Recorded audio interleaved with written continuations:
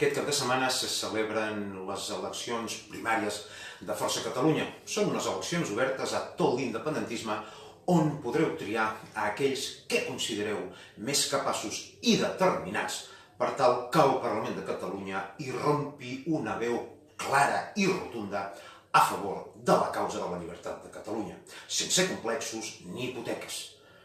Com a independentistes tenim l'obligació de saber triar a qui posar al capdavant del nostre moviment i que pugui oferir més garanties d'èxit.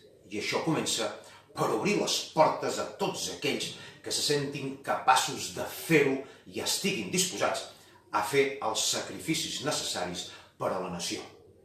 Però sou vosaltres qui heu de dir amb el vostre vot la darrera paraula.